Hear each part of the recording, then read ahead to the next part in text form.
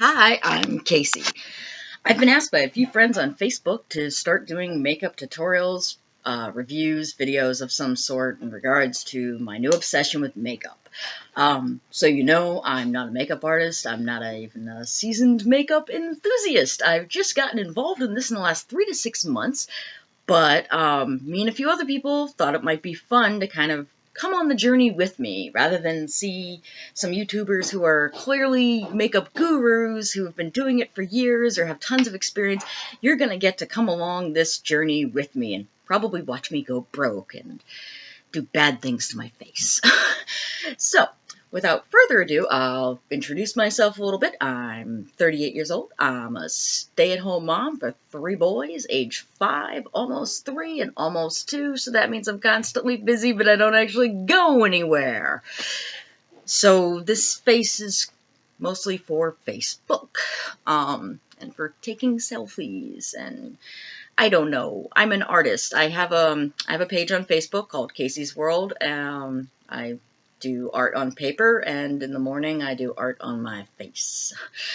So, since so many other people are kind of starting out or want to get started doing more makeup and maybe getting into high-end makeup, I'm going to walk you along my journey.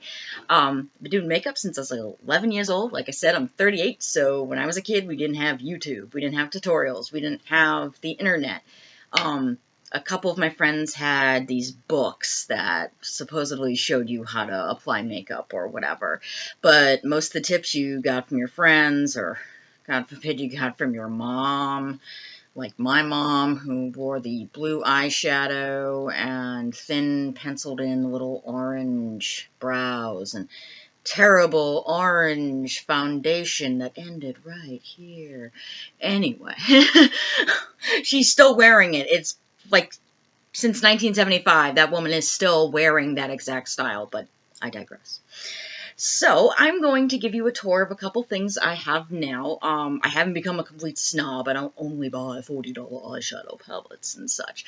I do take a lot of recommendations, though, from people on YouTube. Right now, my favorites are Jeffree Star. Everybody knows I love Jeffree Star. My 5-year-old loves Jeffree Star. Everybody loves Jeffree Star.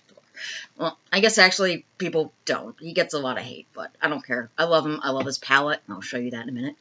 I watch many MUA. I love Nikki tutorials, and sometimes I just let YouTube kind of guide me. I love watching haul videos where people just, they open up a whole bunch of stuff at once. And then there's anti-haul videos that actually tell you what not to buy and why not to buy it. That's sometimes really helpful too, because I think with all the marketing and everything, you get really, really sucked in to thinking you need everything that comes out. And even with the small collection I have, I've already realized that it's really easy to buy like an eyeshadow palette because there's 1 or 2 key colors in it, and it's kind of a waste. So, I will take you on a tour of some of the things that I have. Eyeshadow was the very first thing that I got into. The brand is Too Faced. Before this, I used CoverGirl. Mainly CoverGirl. That's like my favorite eyeshadow. I had tried other brands for drugstore, and I just couldn't find anything that actually had the pigment. So I was a little taken back by this being $36 retail. There's only 6 actual eyeshadows. Well, these are base eyeshadows. Almost every eyeshadow palette in the high-end world seems to come with base colors or colors to use as highlight or bronzer or cheeks or something else other than just the eyeshadow. At least the brands that I'm into seem to come with that. So you're mainly buying, at least me, for those fun colors right here. You're kind of like, eh. But once you really get into it, these colors can actually be really useful. You put them down as a base before you do your super colorful stuff. They can help correct things. Like I'll often like run it up here if my shadow goes way the heck over here or something. I'll get into how to use them later. But this one kind of smells like, it's called peanut butter and jelly. Kind of smells like chocolate, like a lot of their other stuff does. Too Faced is known for their very cutesy packaging. really kind of neat smelling stuff. But this is the first high-end palette I got. I was really impressed with it, and it kind of got me addicted. So I moved on from peanut butter and jelly to everybody raves about Urban Decay. And the Naked palettes, and a ton of people like them. I'm not a huge fan. I've looked at them in stores like a billion times, and I just feel like I could get those colors kind of in other places. So I actually tried something different. I don't know if I'm pronouncing it right. Lorac, I don't know. I suck at pronouncing things. I've only seen them in print. So I try to sound snotty, and I call it Lorac. But I think we're all calling it Lorac.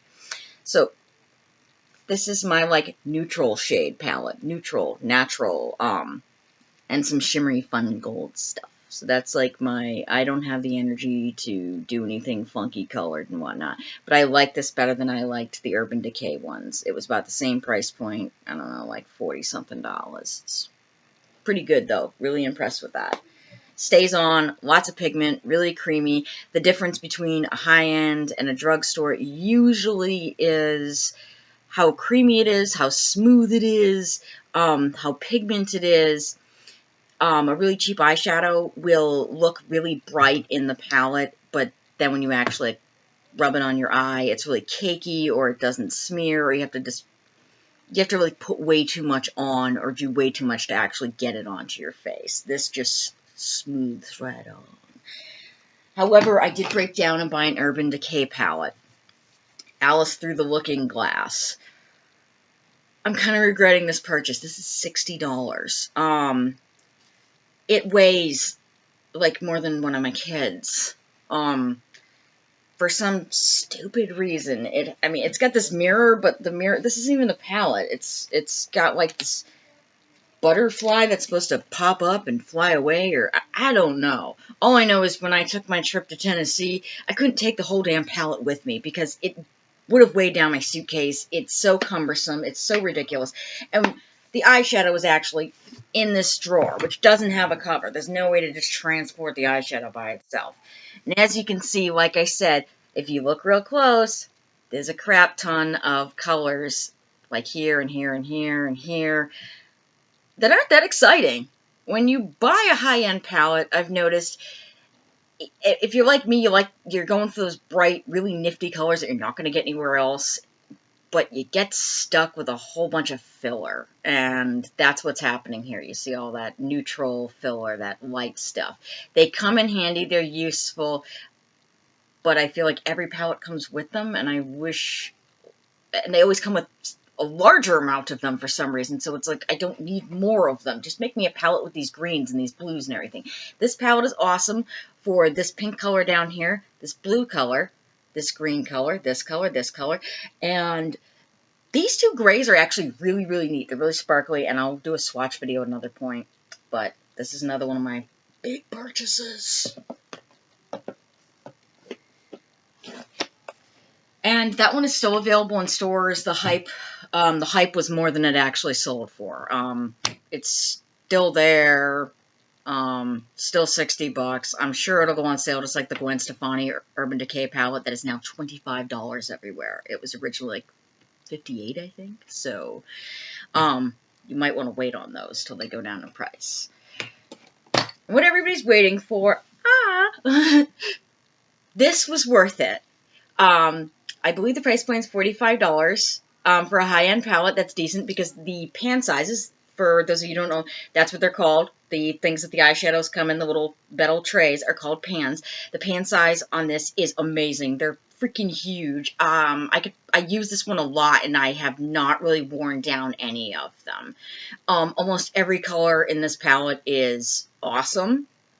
If you look at it, you're like, how the heck do you create a look with that? And I'll get into that later, because it does look really kind of just like it's all thrown in there, like someone just threw a whole bunch of colors in there. But trust me, you could literally just live off this palette. If you can only afford one high-end palette, make this your palette. The Jeffree Star Beauty Killer palette. Totally worth it. Tons of product. Extra smooth. There's only one color that I'm not impressed with in the entire palette. Everything else, awesome. Buy it.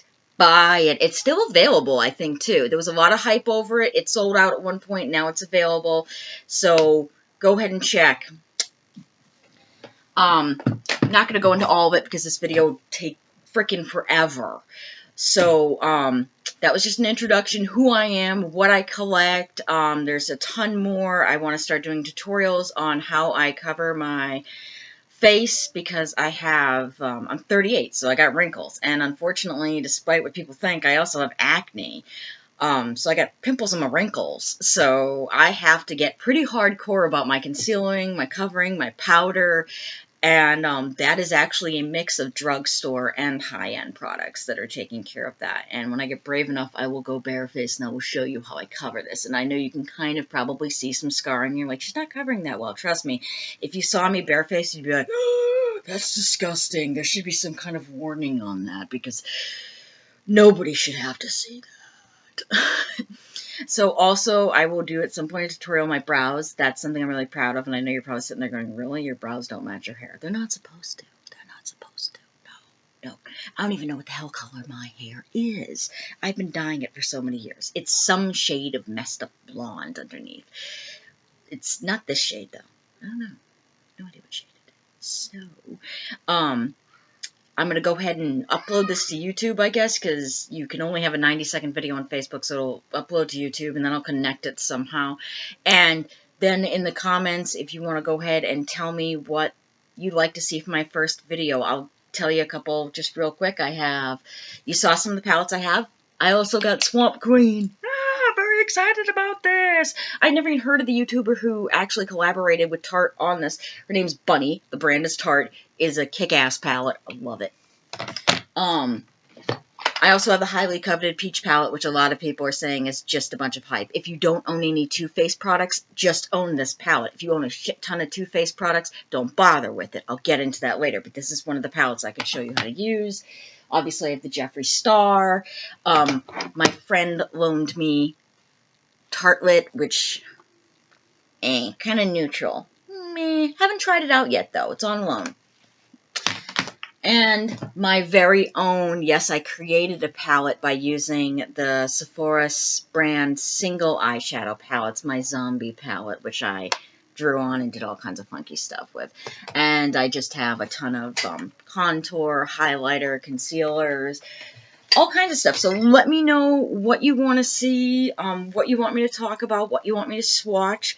I also have some more stuff coming today from Ulta. I have the new Too Faced Totally Cute palette. And I broke down and bought that $25 Gwen Stefani palette because for 25 bucks I couldn't say no. So let me know what you want to see, and I will see you later.